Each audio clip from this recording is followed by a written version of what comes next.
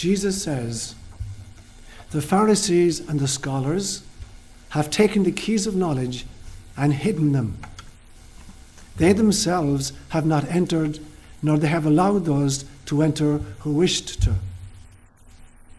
Jesus says, those who have something in hand will be given more, and those who have nothing will be deprived even of the little they do have. Jesus says, become passers-by. Jesus says, whoever blasphemes against the Father will be forgiven, and whoever blasphemes against the Son will be forgiven. But whoever blasphemes against the Holy Spirit will not be forgiven, either on earth or in heaven. Jesus says, from Adam to John the Baptist, among those born of women, no one is greater than John the Baptist. But I have said that whoever among you becomes a child will become greater than John. The gospel inspired by God.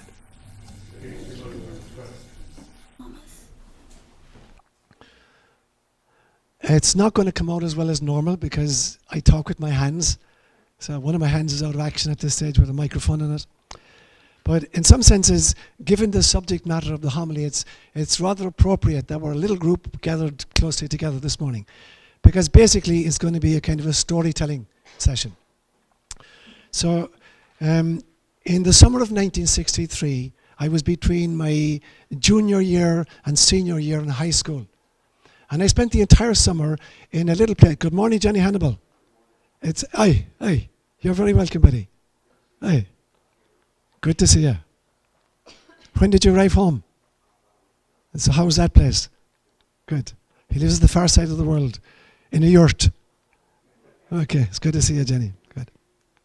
So the summer of 1963, I spent in a little village in the southwest coast of Ireland, a little place called Chul A, which means Hughes Backwoods.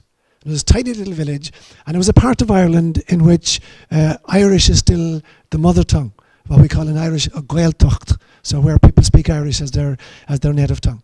And I spent the entire summer collecting proverbs. In Irish, proverbs are called Sean Ochil, which literally means ancient words. So in the course of the summer, I collected 432 Sean Ochil proverbs, which we made into a little booklet when I went back to school. So we had a little booklet with 432 Sean Ochil proverbs in it. And I would go around the village to the old people, trying to find proverbs from them, and I'd ask them to explain the context in which they'd use these particular proverbs. And I learned some fascinating things. I learned firstly that the wisdom of any culture is archived in their stories. But stories are like the entertaining format of the wisdom of a culture. But if you really want to get the distillation, the core essence of the wisdom of a culture, you go to their proverbs, their Sean Ochil. So the stories archive the wisdom, but they do it in an entertaining format, whereas the proverbs do it in a distillation. That's the first thing I learned. The second thing I learned was that one old man said to me, he said, you know, if Christianity had never come to Ireland, we could live according to the proverbs. And he's absolutely right. It's the same wisdom every place, you know, in the Proverbs. And the third thing I found out about Proverbs was that Proverbs continually contradict each other. Because truth is so multifaceted that as soon as you say anything about a truth, you can say the opposite. There'll be an instance or a circumstance in which the opposite is true, and there'll be a proverb to meet that. So for instance, in Irish we say stuff like, there is no fireplace like your own fireplace. Like everybody wants to be at home. But then we contradict that and we say, there's a special taste to the neighbour's food. So when you're a little kid, you're fed up with the stuff that mommy is, you know, cooking non-stop. You go over to the neighbour's house and it's really special, you know, where the kid in that house thinks it's terrible and he loves the stuff in your house. So it's the same in every language. They tend to kind of contradict each other.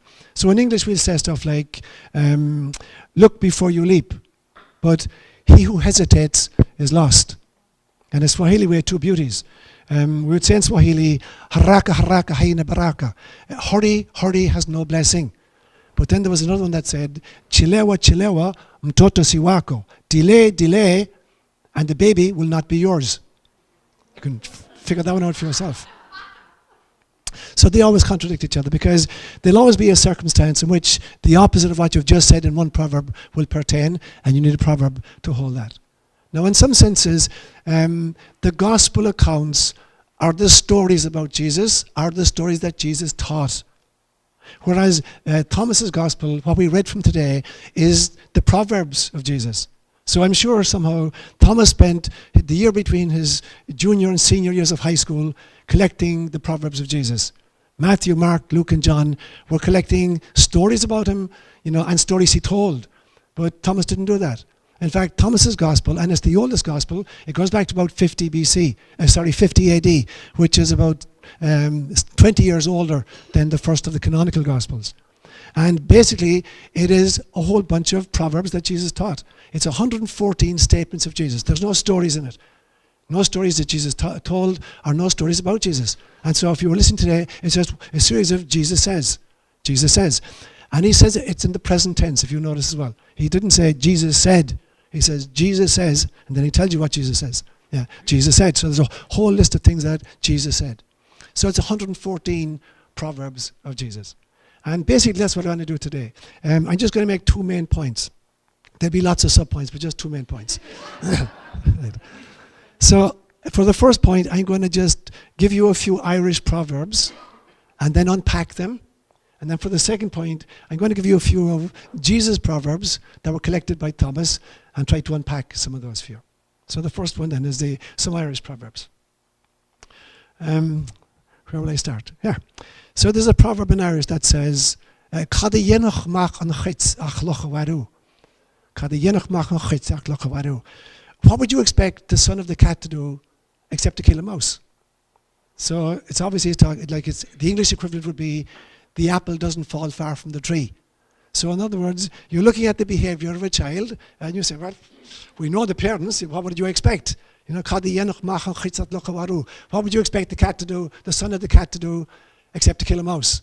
And so it's like in psychology we talk about the balance between nature and nurture.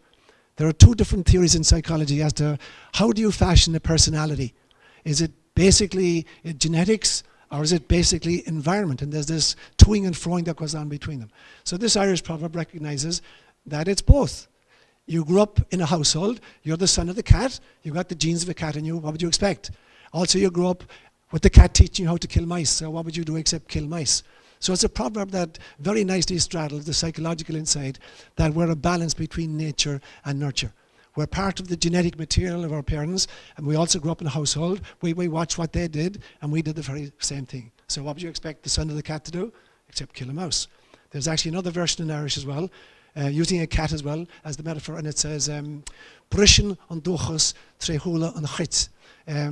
The heritage breaks out through the eye of a cat. And so you can actually even see in the eyes of the cat what the breeding is and what it's, how it goes about its life journey. So there's a proverb in Irish. I think of another one. Is fada ovala a lauren an pilibin miug. Is fada ovala a lauren an pilibin miug. 'Tis a long way from home that the plover sings. And the background to this is the following. A plover doesn't build a nest like a normal bird, at least in Ireland. I don't know if they do it here or not. A plover builds its nest in the ground in high grass, so it's very, very vulnerable. And if you're walking in a field and you're approaching where a plover is laying with her eggs, and she hears you coming, she'll come out of her nest and she'll stretch one wing and she'll pretend the wing is broken and she'll start hobbling around like this. And you think, oh my God, it's a good thing, I'm going to catch a plover. And you run after her and she struggles a little bit and she goes further. And when finally she gets you 100 yards from her nest, she flies in the sky and she starts singing. Na, na, na, na, na. So we say, 'tis a long way from home that the plover sings. It's fada ovala, a lauren an pilibin miug. And we use it in the context of somebody emigrates from Ireland and they go to Australia or they go to England or they go to America where nobody knows them. And now that they have an audience that can't check the facts, they begin boasting, oh, my daddy owns 1,000 acres of prime land in Ireland. And my mother was actually, she's the queen of the area. Everybody defers to her. She's the wisest woman in the four parishes. You can say what you like. There's no Snopes there to check out online whether this is a made up, urban myth or not. So you can say what you like. As long as you're a long way from home, you can make up any story you want about who you are, how important your people are, and nobody can check up on it. So we say it is a long way from home that the plover sings. It's Fada Vala, a Lauren and Pilibin Miug. There's another one that says, Is minnig a chur farna luchrig farna slosad amach. Is minnig a chur farna luchrig farna slosad amach. 'Tis often that the man of the ashes pushed out the man of the shovel. Now what the hell does that mean? A typical Irish situation is where there's two sons in the family, in a little country place with a small farm, only one can inherit. And the older son is a real hard-working guy who's out in the fields constantly with his daddy working the shovel. They're digging turf or they're setting potatoes or they're harvesting the barley or whatever they're doing, non-stop, every day he's with his daddy outside working hard. And the little fella, Mama's little pata, Mama's little, little baby, is inside toasting his toes in the fire, stuck into the ashes, and Mammy is feeding him all kinds of treats. And it's not like he's 9 years old and the other guy is 15. This guy is 35 and the other brother is 40. But he spends his entire lifetime with his toes inside in the ashes and Mammy feeding him little treats. But it comes, the old man is about to croak. And the wife gets a hold of his will, and she sees that he's leaving the farm to the older guy, and she's not very happy with this. And so the guy has a little bit of dementia at this stage. She persuades him to change the will and leave everything to the little fella. And the old man dies, and they rid out the will, and the guy of the ashes gets the farm, and he pushes out the guy of the shovel. So we say, Sminnig, farna luchrig, farna sloosta de mach. It is very often that the man of the ashes pushed out the man of the shovel. So the wrong guy inherits. Now, as I think about it then, there's actually a brilliant story in the book of Genesis with the very, very same motif. And it's the story of Jacob and Esau. So here's the background to it. Abram, his wife Sarah was in her 90s and was barren, sterile. And then God visits her and tells her she's going to become pregnant, and she gives birth to a child called Isaac. Isaac is married to Rebecca, but Rebecca has the same problem. Rebecca can't have kids. And finally, there's an extra special blessing on Rebecca, and she gives birth as well. But when she's pregnant, she realizes there's a lot of turmoil happening inside in her belly. And finally, when she comes to give birth, she realizes she's giving birth to twins. And the first guy that comes out is covered in hair, and he's red. So she calls him Esau. And as he's emerging finally, there's another baby holding onto his heel. Literally holding onto his heel. And so out comes the second guy, and he's really smooth skin, no hair on his body whatsoever. And she calls him Jacob. And for whatever reason, she favors Jacob, whereas the daddy loves Esau. And Esau is a consummate hunter. He grows up to be a great, great hunter. And he loves to bring home stuff and cook it for his dad. The dad loves the taste of wild animals. Where the other little fella, the phrase that's used in the gospel was, he was a man of the tents. So like the guy with the ashes, he stayed at home close to Mammy. He didn't go out hunting or he didn't go out working. He was a man of the tents. And the same story, at this stage now, Isaac is an old man and he's blind and he's about to die. And he wants to impart a special blessing to his firstborn son, Esau. So he says to him, son, I want you to go out and hunt and find me some venison and cook it for me the way that you cook it so well, and give me a last meal so that I will give you my special blessing. And he says, certainly, Father. And he puts on his hunting gear and gets his bow and arrow and goes out into the forest looking. Meantime, Rebecca has been listening, and she hears what's happened. So as soon as he's gone, she comes in and she says to Jacob, I just heard what your dad said. He's going to give a special blessing to Esau. So here's what we're going to do. Go out and kill 2 kids in the flock. And I'll cook it in exactly the way that your dad likes. And you're going to feed it to him. You're going to bring it in and pretend you're Esau, and then you'll get Esau's blessing. And Jacob says, he'll know immediately, if he touches me, Esau is a hairy man and I'm smooth-skinned. She says, not a problem. We'll take the pelts of the kids that you kill and we'll put them on your arms and on your neck where it's hairless. Do what I'm telling you. So he goes out and he kills 2 kids. And he comes back, she cooks them perfectly, they put on the hairy stuff, and she dresses him up in one of Esau's outfits so he smells like Esau. And he comes into it, he says, Dad, here I've prepared the food for you. And the father says, is that you, my son, Esau? He says, yes, Dad. Amazing that the voice sounds like the voice of Jacob. Come over to me, let me feel you. And he comes over and he feels his arms. He says, oh my God, yeah, the voice is the voice of Jacob, but the hands are the hands of Esau. And he said, how are you so quick? And then, adding lie upon lie, Jacob says, your God blessed me, and so a deer presented itself, and I caught it immediately. So he's just piling one lie after the other. And so the father says to him, okay, this is good, this really, really, really tastes good. He said, come over and kiss me, my son. And he comes over and he kisses his father, and the father says, now I know it's Esau, I can smell the smell of the hunter from you. And of course it's coming from Esau's clothes. And so the father blesses him and says, your brother shall be a slave to you all the days of your life. Nations will bow down in front of you. And so Jacob goes out having stolen the blessing.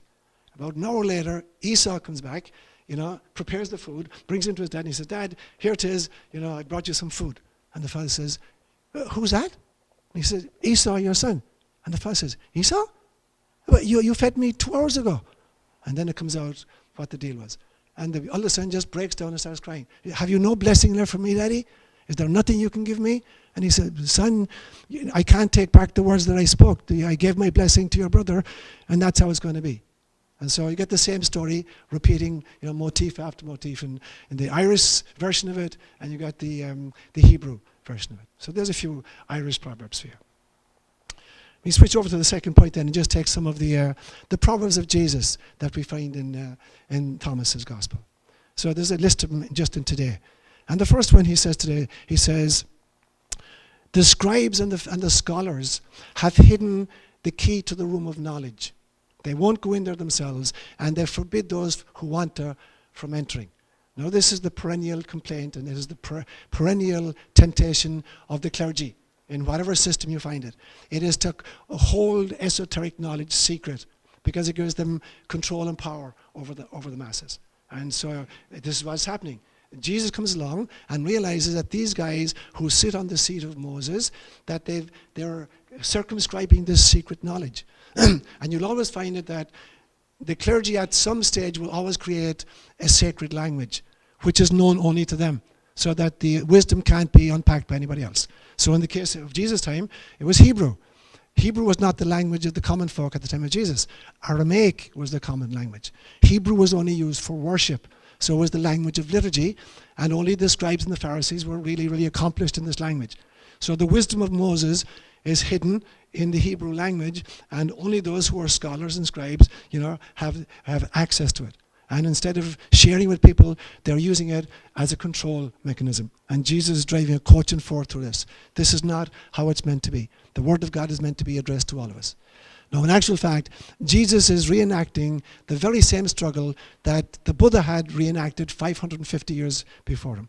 The Buddha was born into what was called the Kshatriya class. They're warriors and governors. So he wasn't a Brahmin. The highest caste were the Brahmins. The Brahmins were the priestly caste. And at the time of the Buddha, the Brahmins had held the wisdom in a language that the ordinary people didn't speak either. And that was the language of Sanskrit. The ordinary language at the time the Buddha grew up was Pali. So that's what people spoke. But this esoteric knowledge is hidden in Sanskrit. So it's unavailable to the masses. And the priesthood are using this to retain control over the message of God. And the Buddha took issue with them, and the Buddha began to preach in Pali. And so when he began to preach, they're really upset with him. And they sent messengers to ask him, who gave you permission to be speaking about spiritual stuff? You're not a Brahmin, you're a Kshatriya. And they said to him, are you a sage? And he says, no, I'm not a sage. Are you an angel? I'm not an angel. Are you a prophet? No, I'm not a prophet. Then why are you teaching? Give us some answers so that we can bring it back to the people who sent us. And the Buddha says very famously, he said, I am Buddha. Now, that was not his baptismal name. That wasn't on his driving license. The name on his driving license was Gautama Siddhartha. But he gave himself the title Buddha. And Buddha just literally means, I am awake. The difference between me and you guys is that I'm awake and you're asleep. Now, Jesus would say exactly the same thing to the scribes and the Pharisees.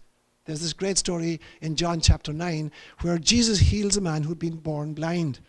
A guy who used to sit outside the city of Jericho begging alms, and Jesus cures him.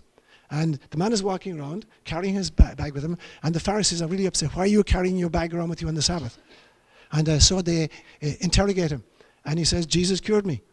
So they don't believe he was born blind. So they find his parents and they interrogate the parents. Is this your son? Yes. Was he born blind? He was. How can he see now? We don't know. He's an adult. Ask him. And they go back to the guy and says, give honor to God. How come you can see? And he said, I told you already. This man called Jesus, he told me, he healed me, and now I can see. Do you also want to become his disciples? He said, God forbid. We're the children of Moses and Abraham. We're not going to follow that renegade. So finally they accosted Jesus again. And Jesus' final statement to them, really infuriates them. And they said to Jesus, are you telling us that we're blind? And Jesus says famously, if you knew you were blind, I could heal you. It's because you don't realize you're blind that you'll remain in your blindness. And so it's the same kind of story again and again. So the blind leaders who don't understand the wisdom literature themselves lock it up and won't give the rest of us access to it. So that's what he was contending with, and that's what the Buddha was contending with, and that was the history of Christianity and Roman Catholicism in our own times, where the language of liturgy and the language of theology was hidden in an esoteric language that nobody spoke anymore. It was called Latin. So we conducted our liturgies in Latin, and we studied theology and philosophy in Latin. So only those who were smart enough to understand Latin, had access to the secrets, while the rest of us were kept out, until finally Vatican II opened it up in the vernacular. So there's what Jesus is railing against this morning. Now, there's a little bit of a dance there, because it is true that, not every, John Smith can stand up and be a spiritual teacher.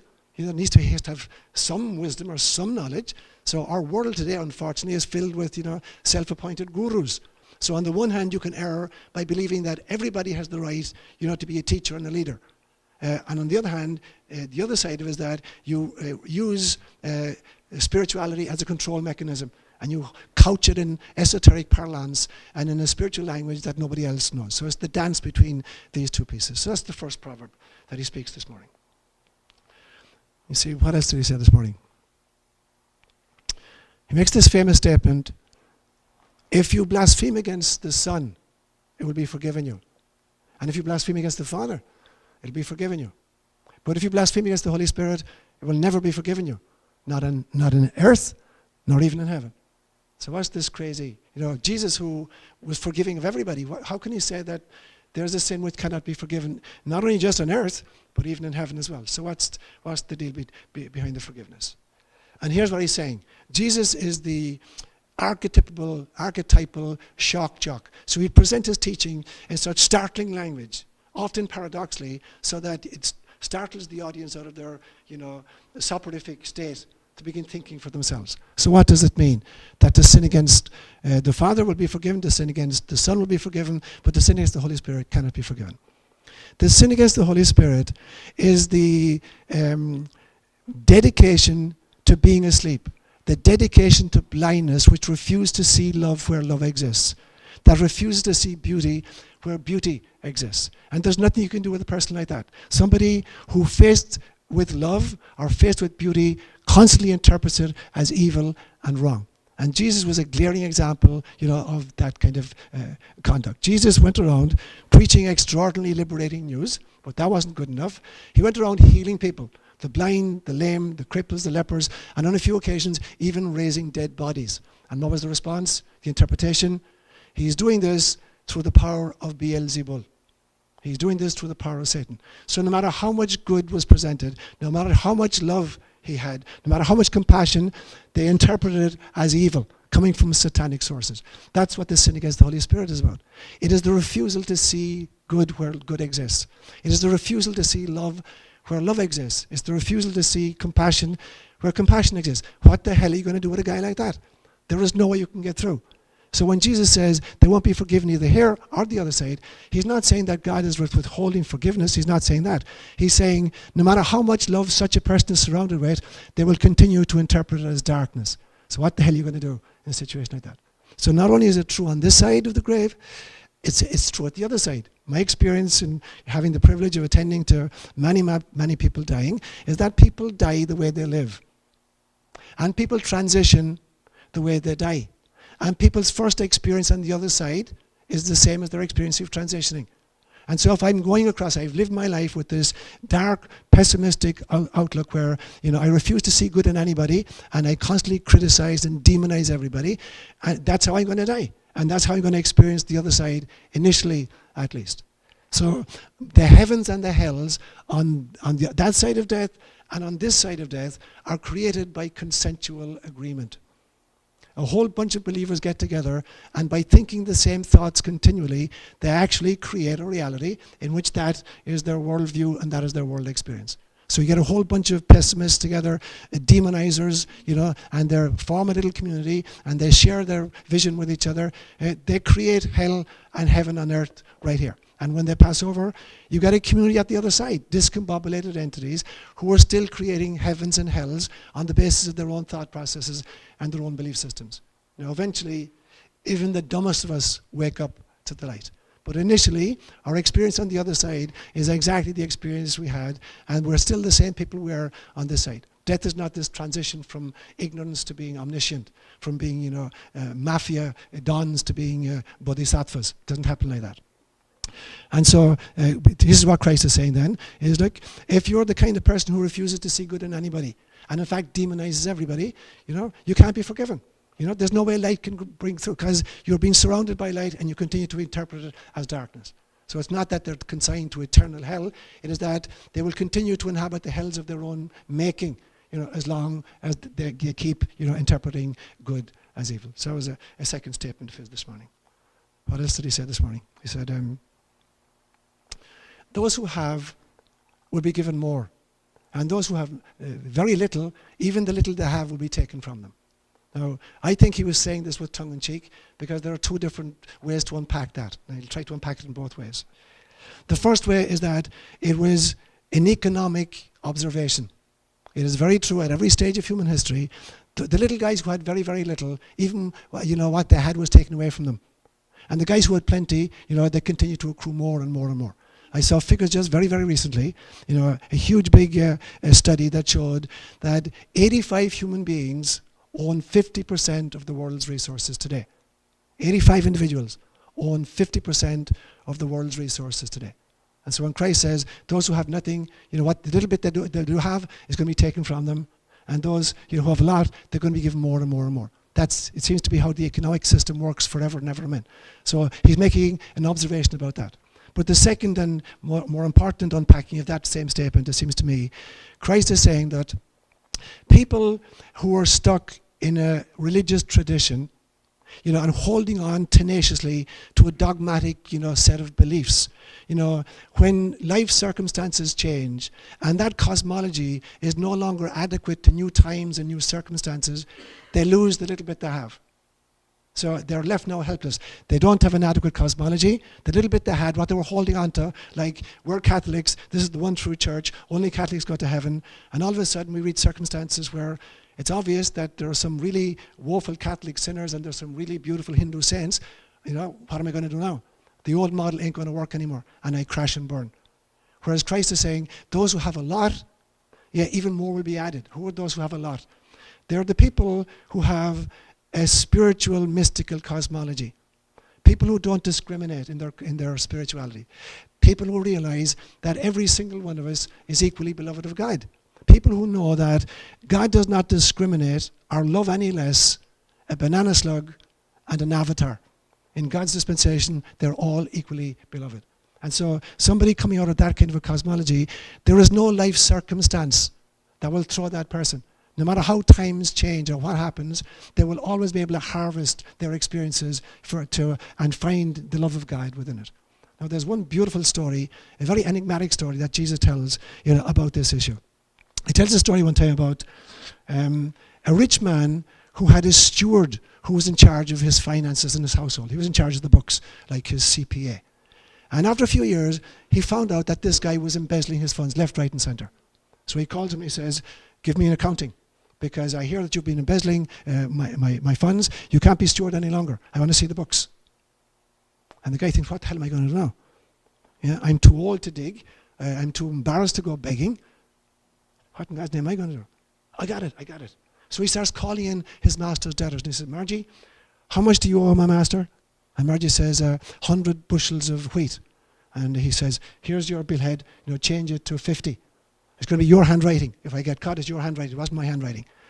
So he goes over and he says, Ryan, how much do you owe my master? I had 100 jars of olive oil. Here's your bill, make it 80. And it's going to be your handwriting. And then when he gets fired, he goes and he says, yeah, little bakshishi here. I looked after you when I was in charge. Margie, cough up. Yeah. What? I got to report you, it's your handwriting. And Jesus says a very strange thing. He said, the master praised the unjust steward insofar as he had acted wisely, because the children of this generation are wiser to their kind than the children of light. So what did that mean? It wasn't that the master was praising the steward's duplicity. He was saying, here was a guy who could turn every situation to his own economic advantage. When he was in charge, he was creaming it off. But even when he got fired, he was able to turn that situation to his own economic advantage. And Christ is saying, the children of this generation are wiser to their kind than the children of light. How come you guys don't know how to turn every situation to your own spiritual advantage? So that's exactly what he means by this story here this morning. Those who have a lot will be given more. If your cosmology is such that everybody is an object of your love, and you realize that everybody is an object of God's love, there are no circumstances in which you will find yourself where you won't be able to harvest the situation for love as well. You'll be able to turn every situation to your own spiritual advantage. So that's how I'd unpack this statement here this morning. What else did he say? Oh, maybe the shortest proverb in the whole book. 2 words. Be passers-by. What does that mean? Be passers-by. Now, there's a beautiful story actually in the poetry of Kabir. Kabir was an Indian saint. He died in 1518. He was born to Hindu parents, but his parents died when he was very young, and he was adopted by a Muslim couple, and he was raised by them. And then as an adult, he encountered Christianity, and he embraced Christianity. So he was a practicing Hindu, Muslim, and Christian, equally at home in these 3 great faith systems. Extraordinary poet, extraordinary spiritual seeker. And he obviously had come across this gospel, because none of the other gospels have this statement of Jesus, be passers-by. You don't find that in any of the canonical gospels. So obviously Kabir was aware of the gospel of Thomas. Now, in fact, Thomas had gone to India. Thomas preached in India and died in India. So obviously his writings came there as well. So Kabir had access to this gospel. And he quotes this one. So he says, at one stage in his writing, he says, Jesus, blessed be he, once said, life is a bridge. Cross over it, but do not build your house upon it.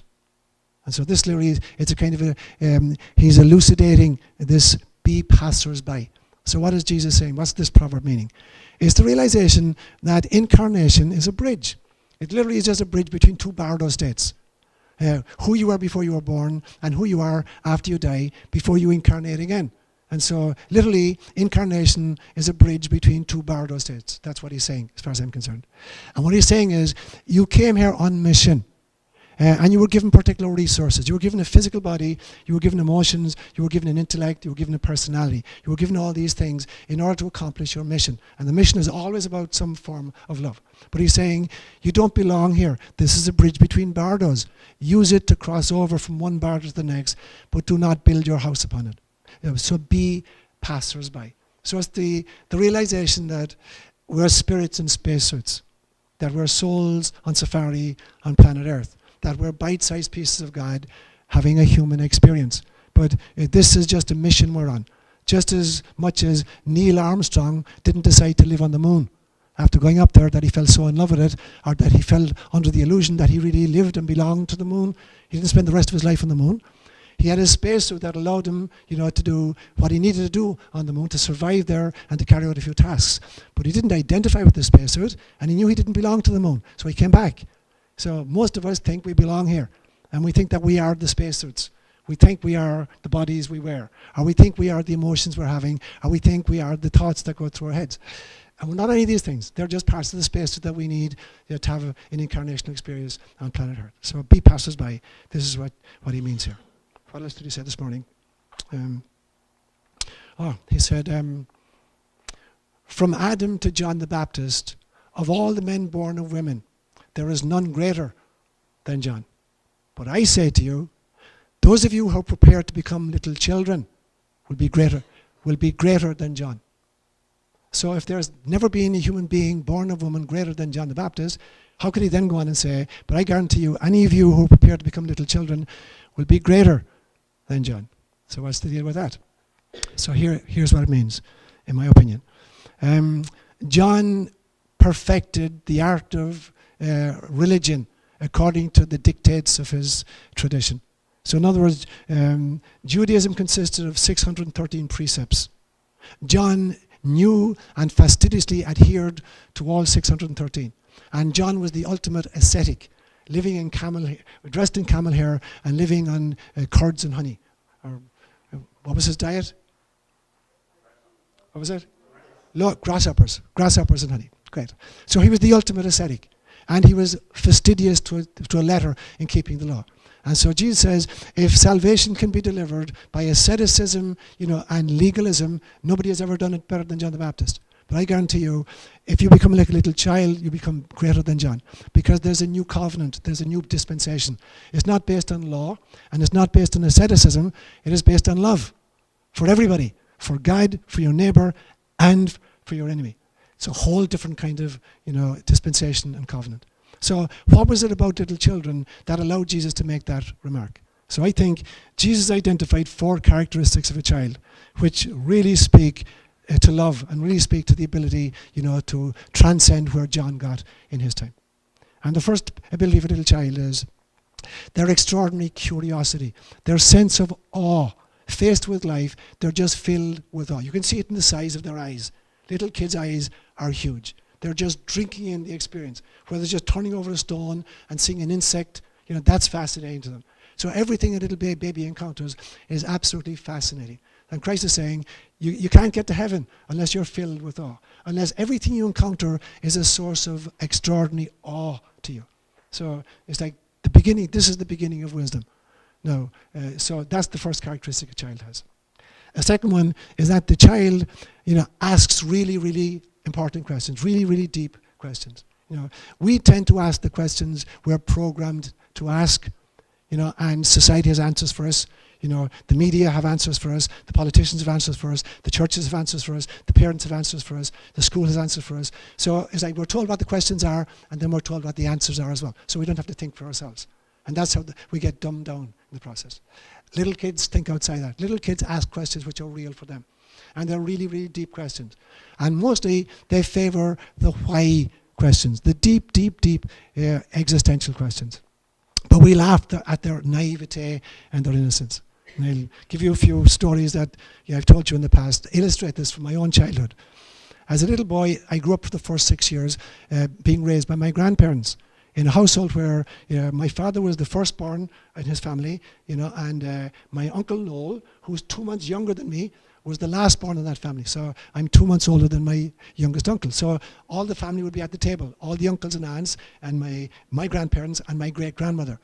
And so this was like I was born in 1946, so like 47, 48, 49, we're sitting around the table, and I hear them constantly talking about the war. It was never called World War II at that stage, it was just called the war. And I'm hearing about the war. So one day we're sitting at dinner, the whole group of us, and I addressed my grandmother, whom I used to call Big Mammy. I said, Big Mammy, how long did the war last? And I'm thinking she was going to say, it started at 2:30 and it went on until 7 p.m. And she says, about 6 years. I said, what? It didn't make any sense to me. How could a war go on for 6? I said, what happened when it got dark? How could you be killing people when it was dark? Didn't make any sense to me. And everybody cracked up. And then I said, what happened when they had to go to the toilet? How could you be killing people when you need to go to the bathroom? And then the clincher was, I said to them, what happened on Sunday when they had to go to Mass? How could you be killing people when you're supposed to be inside receiving the body and blood of Christ? And everybody cracked up. And the truth was, I was asking the real questions. It didn't make any sense to be killing people when it's dark, or killing people when you could be going to the bathroom, or killing people when you could be going to Mass. Didn't make any sense to me. But they'd been programmed, these were stupid questions. Only kids ask these kinds of questions. But the truth is, if you hang around small kids long enough, you get to find what the real questions are. And if you have the courage to listen, and to give them decent answers, or better still, ask them why they think, what they think the answers are. You're going to learn a lot more. So this is the second quality of children that Jesus points out to. The third one is that they have this extraordinary ability to forgive again and again and again and again. No matter how badly abused a little child is, they will always reach out for the parent. And this was borne in upon me just very shortly after I came to the States in 1987. I went to visit a friend of mine who lived down in Encinitas. He was a priest in the Diocese of San Diego. We'd been seminarians together, and we'd actually worked in Kenya together, but then he transferred and was living in San Diego Diocese. And the morning newspaper came in, right, and it was the LA Times or San Diego Tribune or whatever it was. And the very front page was a photograph of a big buxom CPS woman, Child Protective Services, and she's carrying a little boy child over her arm, and the child is reaching out desperately over her arm to a woman who is in handcuffs behind. And the woman in handcuffs is his mother. And the mother had been really, really badly abusing this kid. She'd been stubbing out cigarette butts on this child. His entire body is covered with blisters from cigarette butts. And so finally somebody intervened, and the little baby has been taken away from his mother. But he's screaming, and he's reaching out over the mother, over the policewoman's shoulder, back for the mother who had terrorized him and persecuted him, and tortured him. But he was totally willing to forgive this woman again and again and again and again and again, because she was his mother. So here's what Christ is saying. This ability, to let go of anger and vendetta and forgive anyway. And the fourth characteristic I see was children's total lack of prejudice. Children are not born with prejudice. They have to be taught prejudice. And my favorite example of this happened when I was in the last mission I lived in Kenya, was a place called Kipsaraman. It was a very remote area, just slightly north of the equator. And it was a big compound. We had Medical Missionaries of Mary who ran a hospital there, and we were doing community-based healthcare, safari clinics, and we had an agricultural kind of an institute there. We had a high school, grade school. There was a fairly big compound. And one day this woman appears on the compound, absolutely obese, completely naked, hair matted, totally unkempt. And she has a little boy child with her, again about maybe 6 months old boy child. And she stayed around for about 3 or 4 days. Nobody could figure out where she came from. And at the end of 4 days, she just disappeared. I have no idea where she went. So for the 4 days she was there, we were trying to attend to her and trying to feed her. But I would watch her, fascinatedly, sitting outside under the shade of a tree, breastfeeding her little baby. And the way that kids, when they're sated, they've drunk enough, and they're just like fingering the mother's face, they're looking at the contours of the nose and the ears. When they're really satisfied, they're just figuring out the contours of the mommy's face. And there's a little kid just, going over the details, the demographics of his mother's face, and obviously just totally in love with this woman.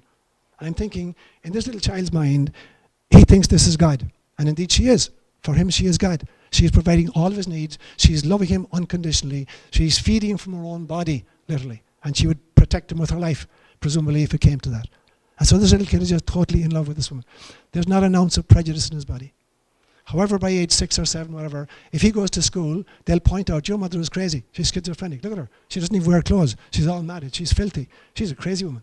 And then the child will begin to see it. And then the problems will start. But up to then, kids do not have prejudice. And this is what Jesus is recognizing this morning. That literally the key to getting into the kingdom, let alone just to kind of surpass John in it, it's not going to happen through legalism. And it's not going to happen through asceticism.